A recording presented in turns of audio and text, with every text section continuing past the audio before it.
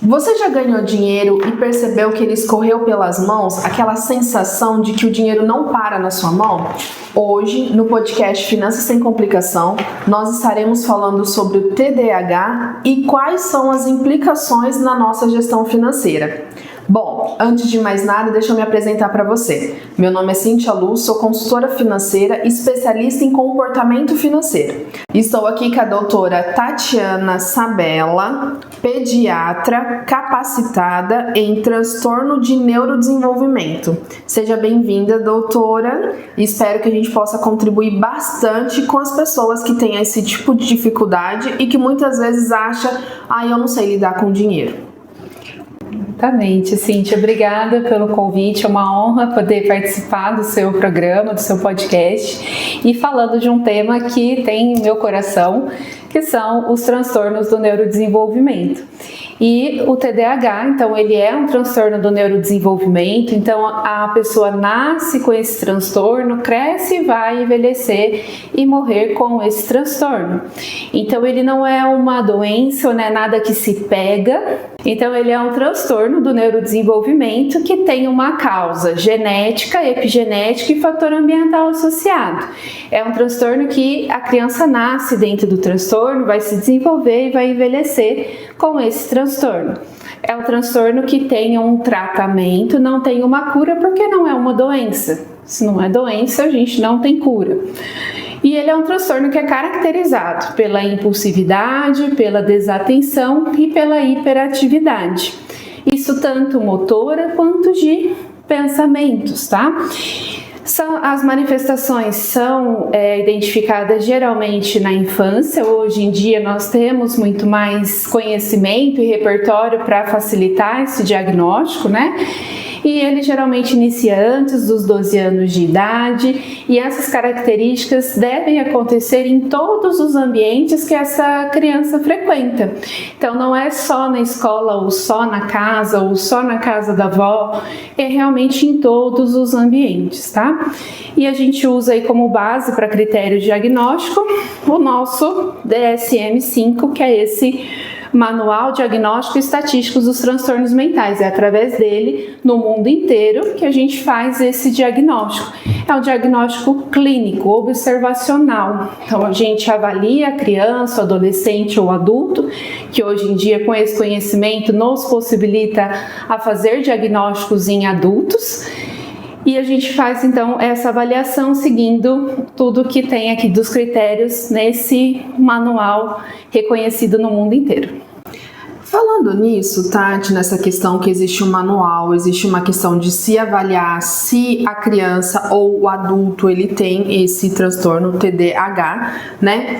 Muitas vezes a gente percebe em tom de brincadeira, as pessoas podem falar assim, eu tenho TDAH. Sem ter um diagnóstico, simplesmente porque eu não consigo focar nos meus estudos, por exemplo. Então eu devo ter TDAH. Ou então porque a mente está acelerada e aí eu fico trocando de assunto. Enfim, pensando nisso, como que a pessoa ela poderia ter esse diagnóstico? Qual seria o caminho para ela confirmar? Não, de fato eu tenho, né, esse transtorno, ou não, isso é algo que eu preciso olhar de uma outra forma, mas sem levar nessa brincadeira, né, porque é um assunto muito sério. De fato, os transtornos, né, do neurodesenvolvimento, hoje em dia, com tanta informação, né, com tanta facilidade da informação e na palma da mão, a gente acaba tendo acesso a algumas informações que não são verdadeiras, então acaba banalizando esses diagnósticos. Então é um transtorno muito sério que causa prejuízo na vida dessa criança, adolescente e do adulto. Inclusive o tema de hoje é um grande prejuízo na vida adulta, de um TDAH não tratado, não acompanhado, não diagnosticado, não direcionado, né? Então o diagnóstico a gente vai fazer seguindo os critérios aqui do DSM-5. Existe um processo de avaliação onde são aplicadas escalas de rastreio e escalas diagnósticas, geralmente por profissionais da área da saúde, psicólogos ou terapeutas ocupacionais, fonoaudiólogos e até psicopedagogos, fazem essa avaliação e depois passa com o médico. Qual médico? o médico que tenha o conhecimento sobre o assunto. É um outro mito que só o neurologista ou só o psiquiatra que podem fazer esse diagnóstico. Pelo Conselho Federal de Medicina, qualquer médico pode fazer um diagnóstico, ou seja, qualquer médico que tenha a autoridade, o conhecimento do assunto possa fazer esse diagnóstico e dar um laudo desse transtorno. E porque muitas vezes as pessoas até perguntam, né? Por que na vida adulta, né? Agora, todo mundo é TDAH ou todo mundo é TEA? Não é só um esquecimento, não é só alguns pontos, como você colocou, que faz um diagnóstico.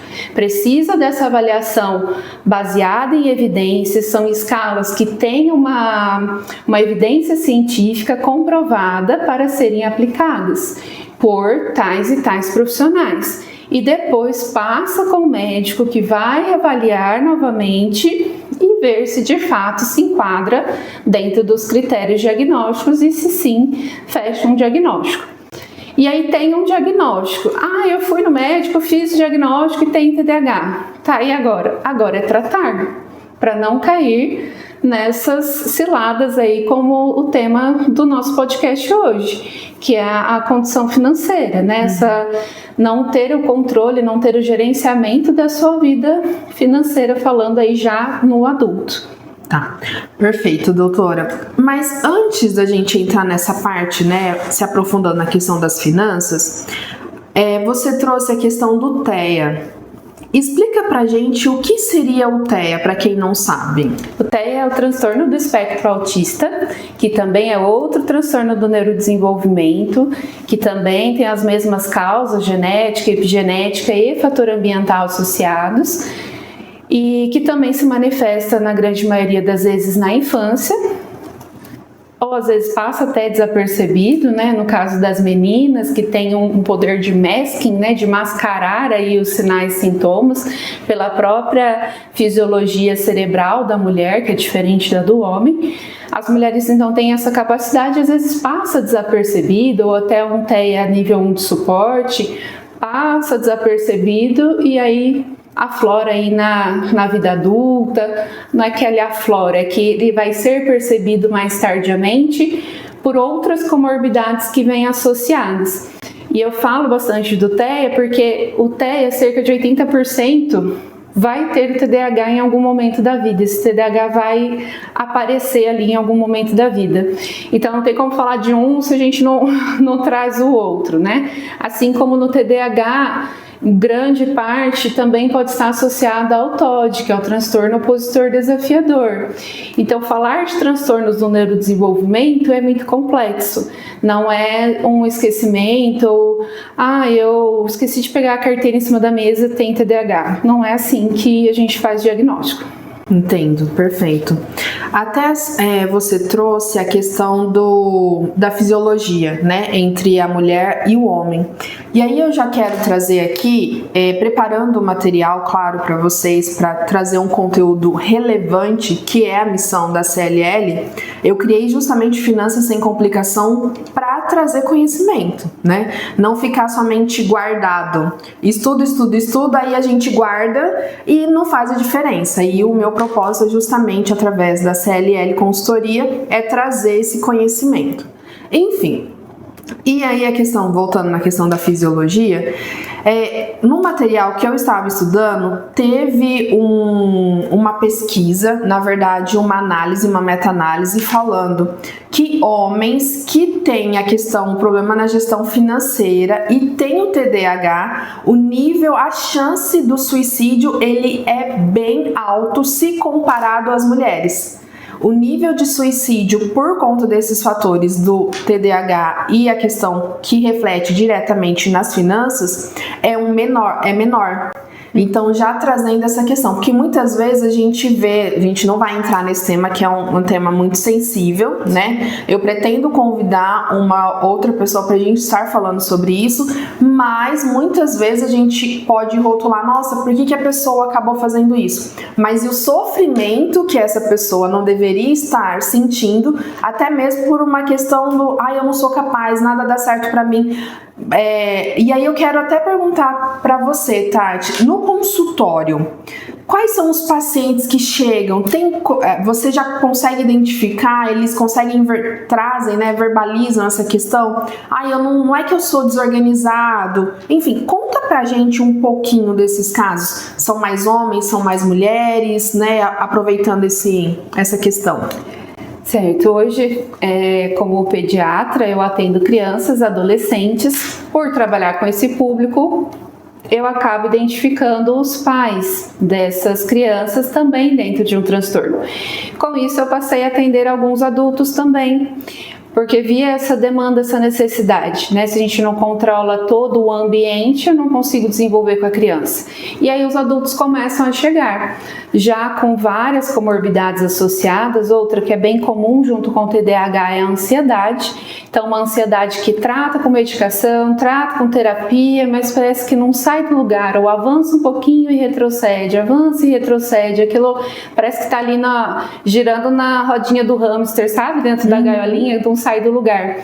E aí eu comecei a ter esse olhar para os pais, né? E esses adultos começam a me trazer: nossa, doutora, não é que eu não consigo me organizar, eu não consigo me estruturar, é porque eu sou muito desorganizado. E aí você trouxe uma fala da questão do rótulo. Quantas vezes esse adulto ouviu da infância até hoje que ele é desorganizado? Mas no TDAH ele não é desorganizado, ele está desorganizado, porque o cérebro está funcionando de forma diferente. Existe um desequilíbrio dos neurotransmissores no cérebro, existe uma desfunção, uma desregulação aqui no córtex pré-frontal, que é onde a gente tem o controle das funções executivas. E quais são elas?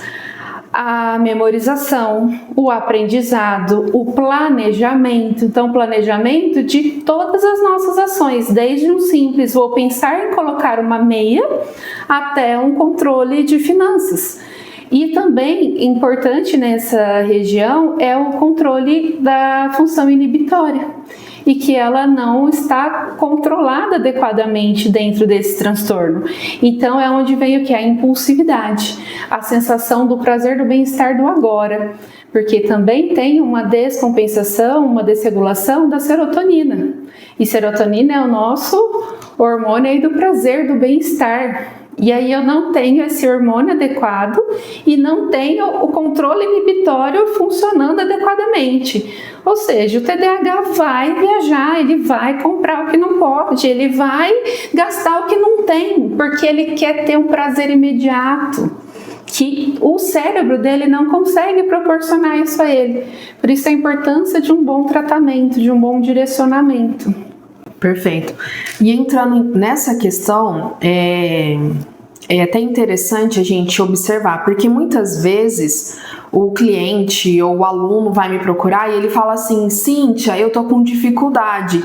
E a gente passa todo o material e não consegue de fato, né, colocar em prática. Sim. E não é por uma questão de eu não sou capaz, eu não consigo. É justamente por conta desses fatores, né, neurobiológico, correto, Exato. Doutora? Exatamente. Pensando nisso, por isso que eu acabei me aprofundando em finanças comportamentais, que aí a gente tem ferramentas para fazer essa avaliação. Porque eu comecei a perceber nos meus alunos que não era força de vontade, a pessoa queria fazer, mas ela não conseguia, né? E a partir então das finanças comportamentais que a gente começa a trabalhar a neurociência, economia comportamental, a gestão financeira, e a gente traz ferramentas para que então o aluno ou o cliente ele consiga de fato, né, fazer a sua gestão de formas, higiene da decisão, enfim, várias formas. Inclusive em casos onde a pessoa tem um diagnóstico e que ela está num nível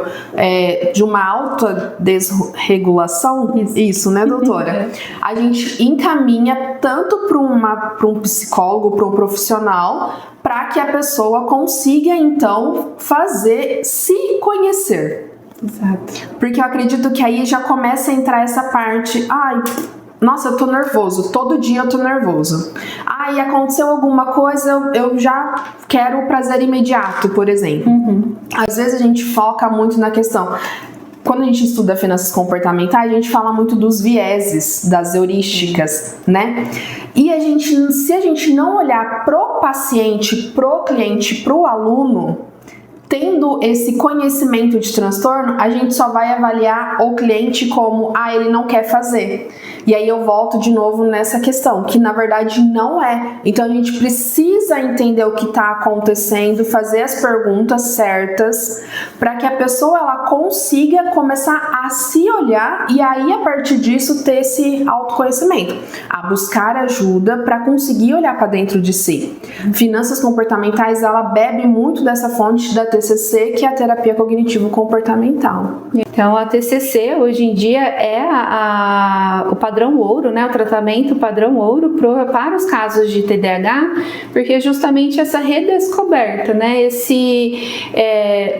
Parar de sofrer com tantos rótulos e com a maneira como a pessoa ia cada vez se achando menos e se colocando cada vez mais para baixo e não conseguindo fazer menos ainda o que ela poderia fazer, né? Por conta de uma vida inteira de apontamentos, de rótulos.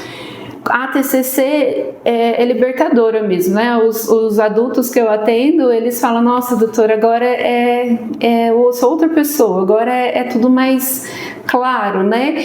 Porque associa a TCC com o uso de medicação, que são os psicoestimulantes ou os não psicoestimulantes e outras medicações que estão chegando aqui no mercado, que essa associação, onde eu coloco a medicação, fazendo aí o controle desses neurotransmissores de noradrenalina, adrenalina, serotonina, que está todo desregulado no cérebro, para que eles consigam atingir um nível adequado, junto com a TCC, que a gente faz o quê? Ensina o caminho para que o cérebro consiga levar a informação de forma adequada.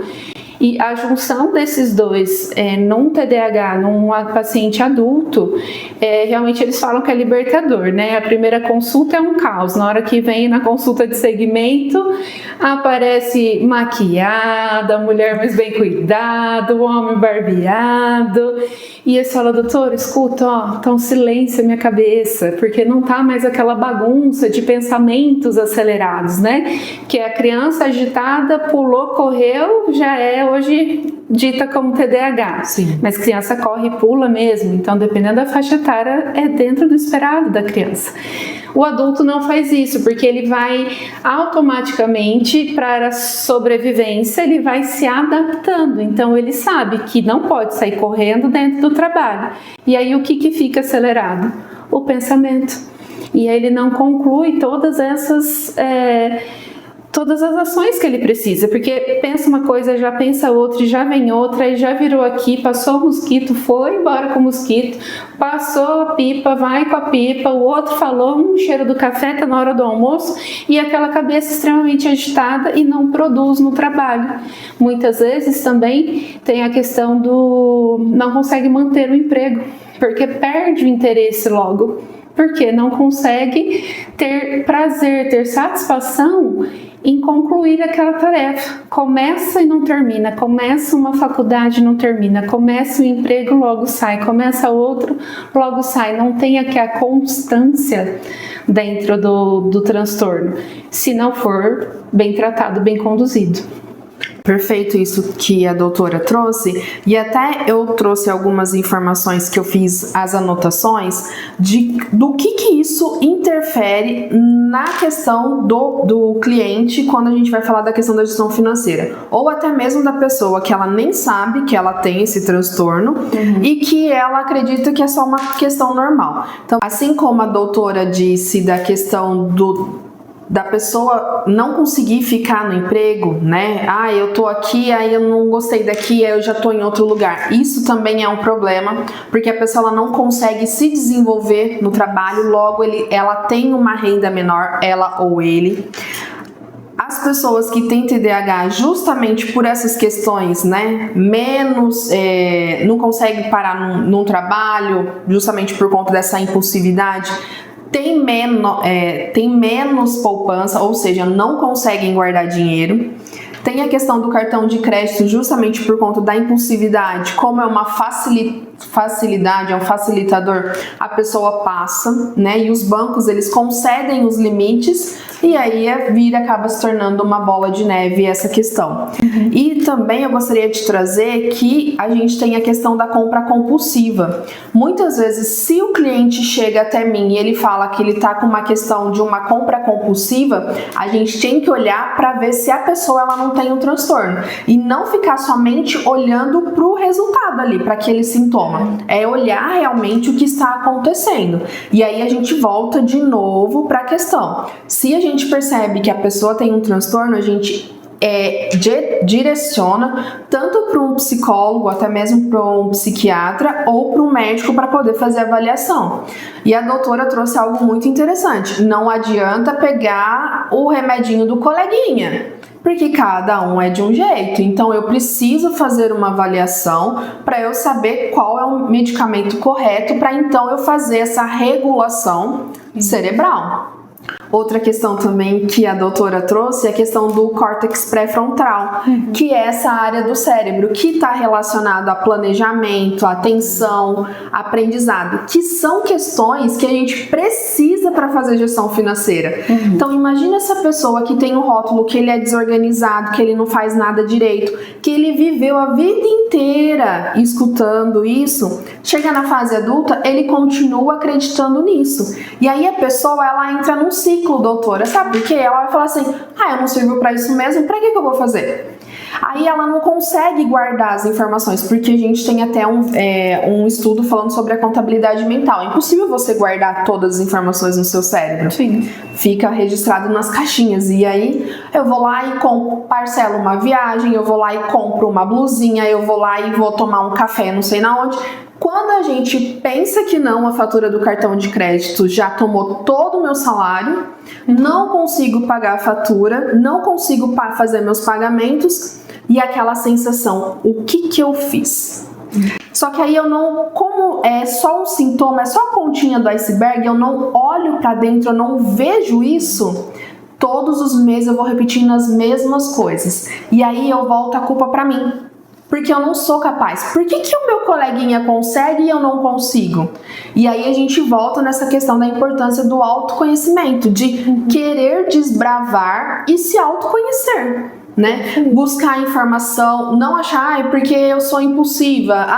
Não, procura a ajuda de um profissional, tem esse diagnóstico para você saber qual que é o caminho, porque no final a gente vai estar falando sobre algumas ferramentas, né, doutora? Sim. Para que você consiga aplicar isso na sua vida. E se você perceber que mesmo assim você não está conseguindo, procure a ajuda de um profissional, faça esse diagnóstico. Não fica sofrendo sozinho. Muitas vezes as pessoas falam assim, mas eu não tenho dinheiro. Mas será que ficar pagando juros em cima de juros não é melhor você deixar isso um pouquinho de lado, procurar a ajuda de alguém para resolver para você e cuidar de si? Exato. Aí a gente entra na questão da saúde mental, do benefício da paz, da tranquilidade, né? Sim. Então, assim, são vários benefícios que a gente pode ter a partir, claro, desse autoconhecimento, de saber, olha, eu tô com esse sintoma aqui. O que eu preciso fazer para descobrir por que isso está se repetindo? Qual que é o ciclo, né? E não é banalizar diagnóstico, né? Que bom que hoje a gente tem o recurso de um diagnóstico na vida adulta. Né? Não é porque abro hoje redes sociais, todo mundo fala sobre o TDAH, sobre o TEA, mas a gente também fala muito de saúde mental hoje, né? Principalmente pós-pandemia, o quanto que a gente acabou realmente adoecendo a mente. Porque muitas vezes a gente ficou, maioria, né? Ficou ali dentro de casa, preso, com uma situação caótica ao seu redor, né? E isso realmente prejudica o funcionamento do nosso cérebro. E aí hoje, com o recurso de ter a capacidade de fazer um diagnóstico na vida adulta, já tem que pensar que não vai ser só um TDAH, vai ter outras comorbidades associadas, porque é natural desse processo, porque lá atrás, na infância não foi diagnosticado, lá atrás, onde a gente tinha neuroplasticidade cerebral ali, facinho de ser moldada, de ser reorganizada, não foi atendido. Então hoje a gente está falando de um cérebro de um adulto. É como se eu tivesse que tratar agora um terreno como a areia de um deserto. Eu preciso trabalhar muito bem essa areia para poder pensar em plantar algo ali. Então é mais complexo a gente lidar e tratar com o adulto, né? E já vem com essa sobrecarga, eu sou preguiçoso a vida inteira, eu nunca dei certo com nada, eu não dou certo em relacionamento, eu não dou certo em trabalho, eu não dou certo com dinheiro, eu não sirvo nem para cuidar da tartaruga, porque eu esqueço a tartaruga para trás, né? Então, isso vem sabotando a mente, né? Isso é neurociência, isso é trabalhar com a inteligência emocional. Então, a vida inteira, essa mente sendo judiada, vai ter a prestação de conta, vai chegar esse momento. Então, por isso que o olhar para o tratamento e para a prestação da medicação tem que ser muito individual, porque cada ser é único. Então, cada história vai ser diferente. Por isso, esse olhar é tão importante, né? E é válido ter essa correlação, né, tanto da equipe terapêutica, equipe médica, da própria consultora financeira como você, para trocar as figurinhas, né, como eu falo aí entre os profissionais, para dar mais recursos e proporcionar um melhor prognóstico para esse adulto, porque ele não precisa sofrer a vida inteira, que ele precisa de um direcionamento, ele precisa de um tratamento correto. Perfeito, doutora. E na verdade, com tudo isso, a gente busca o quê? É o bem-estar, né? Exato. A saúde mental, essa qualidade de vida, que é justamente o foco do meu curso, já falando, né? Do aquilo que eu busco trazer para os meus alunos, né? Essa busca constante de aprendizagem para poder ensinar para os meus alunos, para que eles entendam, olha, não é só fazer anotação, vai muito além disso. Eu tenho uma surpresa para você. Se você quer saber, continue até o final, que aí eu vou revelar para você, combinado? Doutora, você trouxe pra gente o livro Simplificando o TDAH, que tá aqui na minha mão. Fala um pouquinho mais sobre esse livro que a senhora trouxe pra gente. Esse livro é uma das referências de um grande mestre que eu tenho o prazer de chamar de meu amigo, que é o Dr. Rafael Rangel. Ele montou esse manual de forma bem simples para entender melhor sobre o TDAH e todas as suas nuances, as suas comorbidades, até a curiosidade, né, que muita gente tem sobre o assunto. Então é um livro que eu super indico como uma boa fonte de conhecimento, de referência, para não ficar por aí perdido e falando que TDAH é modinha. Não, esse livro é bem baseado em ciência comprovada e vale a pena a leitura, super recomendo. Inclusive tem até uma parte que fala sobre a questão das finanças que ela já me mostrou, gente, fica a dica. Bom, doutora, a gente vai entrar agora na parte das intervenções. O que a gente pode fazer, a pessoa que, Cíntia, eu preciso fazer um diagnóstico para ver se eu tenho TDAH, mas eu já quero começar a entrar com as intervenções.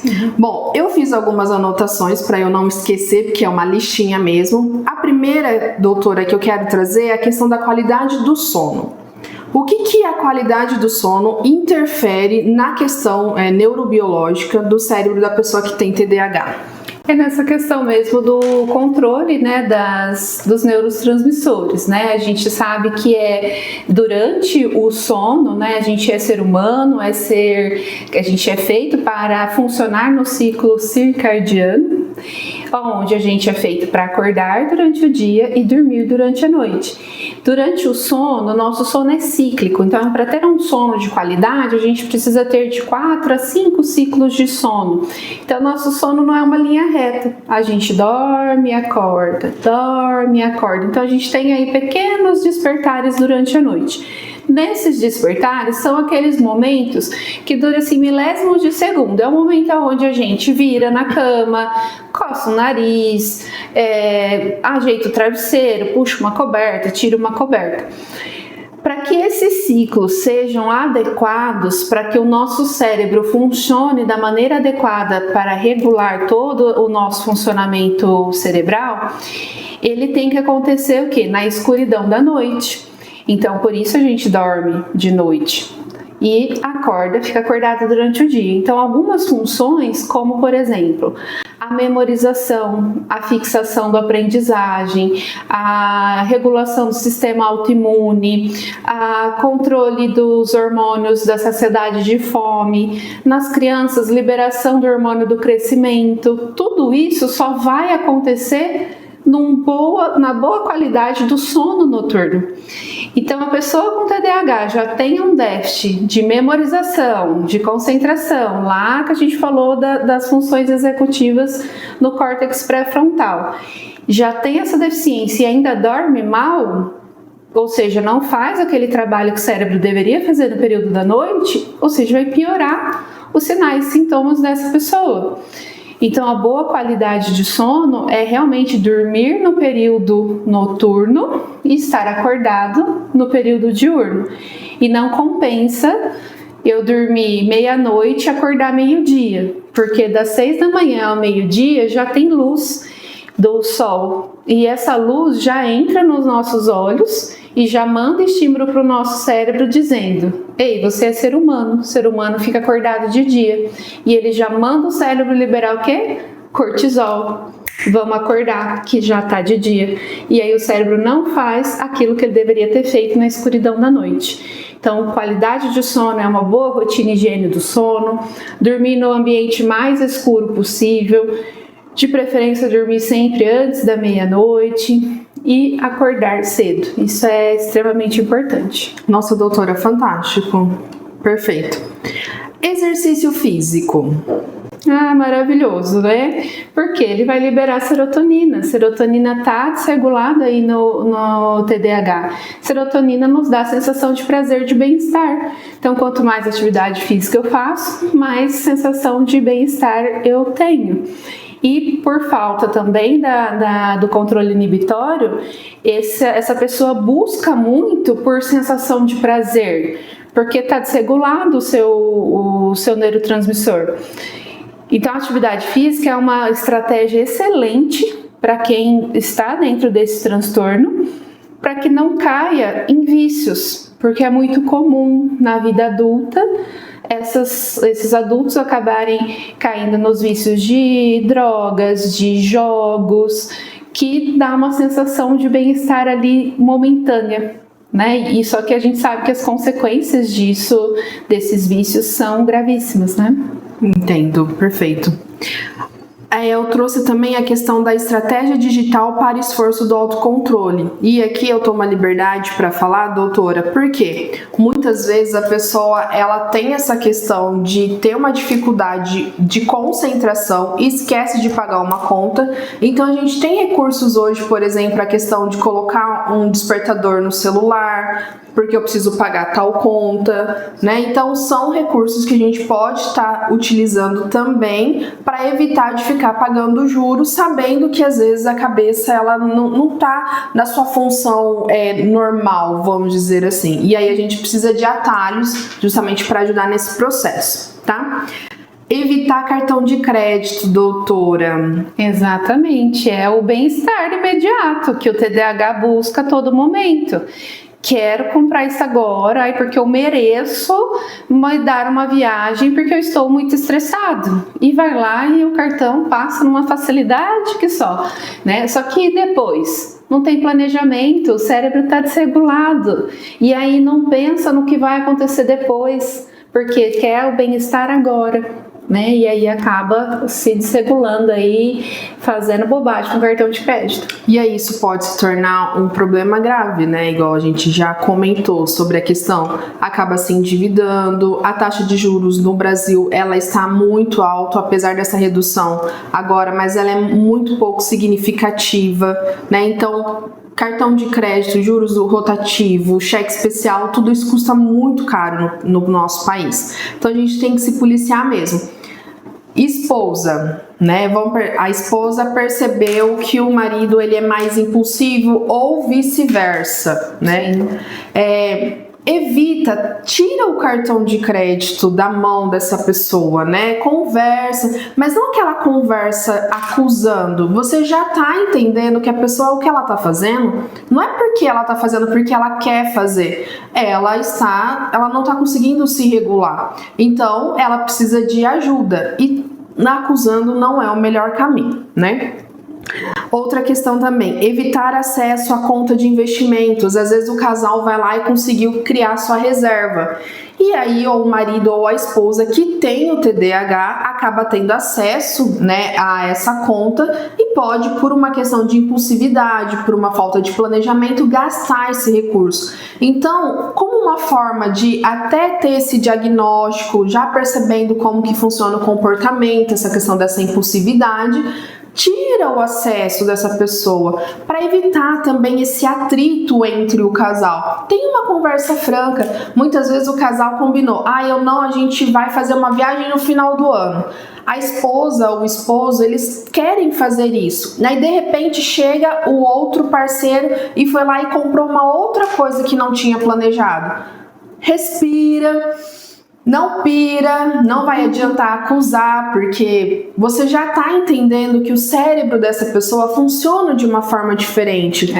Mas tenta fazer meios, né, ter meios para evitar justamente esse tipo de problema. O que mais, doutora, que eu anotei? A gente falou muito da TCC, da terapia cognitiva comportamental, como uma ferramenta. Sim, essencial, né, para ajudar a conduzir aí os novos caminhos para esse cérebro chegar à sua função adequada, né? Vou aproveitar que você falou dos relacionamentos aí, é bem comum eu também ter essa queixa no consultório, né, do casal em crise, em conflitos, por conta desse desajuste financeiro, porque dentro do transtorno acaba sendo mais impulsivo, não faz esse planejamento e vou fazer agora porque agora que eu preciso, e aí acaba se perdendo mesmo durante o relacionamento, né? Eu sempre oriento durante as consultas, né? Agora que vocês estão tendo esse excesso, então entender que não é maldade, que não é uma pirraça, que não é porque é um preguiçoso, ou porque só pensa em mim, só pensa em você. Não é isso, é porque não consegue organizar realmente o processamento aí cerebral, né? Dessas funções executivas. E acaba fazendo coisas sem pensar. Nem sempre é a maldade, nem sempre é uma pirraça para você, né? Então, entender desse diagnóstico, desse processo, é realmente fortalecer esse vínculo, essa conversa, e o que mais funciona, né? Integrado com todos, então tanto com o terapeuta, com o consultor, com o médico, com a família, todo mundo falando a mesma língua, e prol dessa pessoa que já sofreu tanto na vida, de tantos bordões e rótulos que recebeu, né? Perfeito. Até, doutora, você trouxe uma questão que eu achei interessante frisar. Existe um estudo que fala que nós, seres humanos, tomamos, em média, 30 mil decisões diárias. Então, muitas vezes a pessoa acredita que ela está seguindo totalmente a razão dela. E, infelizmente ou felizmente, deixa eu te dizer, você não está no controle das suas decisões financeiras, pessoal. Não, sinto muito te dizer isso, você não está. Porque o nosso cérebro, ele tem todo um processamento, todo um aprendizado. A doutora trouxe a questão da neuroplasticidade, por exemplo. Então, as sinapses, que são as sinapses neurais. Então, tudo isso acontece. O seu cérebro, ele toma atalhos para tomar uma decisão. Então, antes de julgar uma pessoa que tem, por exemplo, toma decisões que parecem ser impulsivas, por que será que a pessoa está fazendo isso, né? Então não é tão simples quanto parece. Exatamente. E a gente vai falar também da questão da medicação, doutora, que a senhora falou bastante sobre essa questão, mas eu acho que vale a pena frisar, porque ainda as pessoas às vezes têm aquele preconceito. Eu não vou tomar medicamento porque eu não sou louco, por exemplo, né? E a questão também de, eu vou tomar medicamento e vou ficar viciado.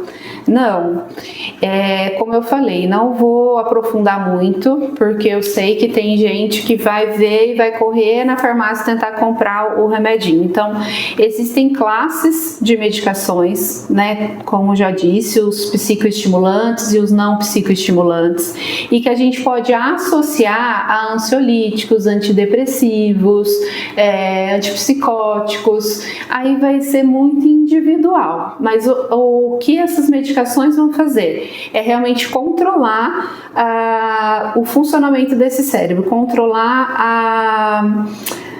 fazer a regulação dos neurotransmissores, para que eles consigam realmente se conectarem nos seus receptores e entrar dentro do neurônio e propagar aí o estímulo elétrico, né, que são as sinapses, que é a informação passada de um neurônio para outra, para que isso ocorra de forma adequada, tá? Então, com uma boa condução médica, com um médico que entenda realmente sobre a medicação, que entenda sobre os transtornos, é a pessoa mais indicada para recomendar ou não a medicação para cada caso, individualmente.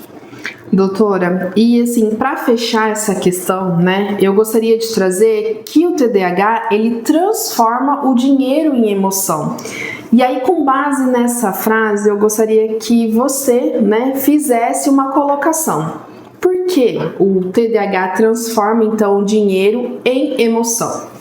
Que eu busco o prazer, o bem-estar, o imediato, o agora, porque me falta planejamento, me falta organizar a sequência de ações simples e ações extraordinárias, ações importantíssimas. Então, por isso que ele vai sempre buscar a sensação do prazer, do bem-estar, do agora me satisfaz. Bom, doutor, eu quero agradecer por ter aceitado o meu convite, por estar aqui junto com a gente, compartilhando conhecimento, transformando vidas através do conhecimento, que esse é o meu propósito. Então, muito obrigada, por estar aqui junto com a gente hoje. Eu que agradeço, Cintia, pelo convite, por poder compartilhar um pouco do nosso conhecimento e levar a informação, que esse é o meu propósito, levar a informação de qualidade, de verdade para todo mundo. Muito bem. E para você que ficou com a gente até agora, eu tenho uma notícia muito importante. A CLL está fazendo 6 anos agora em abril. E em comemoração ao aniversário da CLL, eu estou fazendo o primeiro workshop Finanças Sem Complicação. 100% presencial em 2 dias, 16 e 17 de abril. A gente vai ter muito material, inclusive com planejamento financeiro, mas como vocês já perceberam, aqui a gente não foca somente na gestão financeira. A gente olha para o comportamento. Então, se você quer transformar a sua vida financeira, quer sair da onde você está e transformar de fato a sua vida, esse convite é para você. Combinado? Muito obrigado por ter participado desse momento junto com a gente. E se você gostou desse conteúdo, curte, compartilha e se inscreve no canal também. Combinado?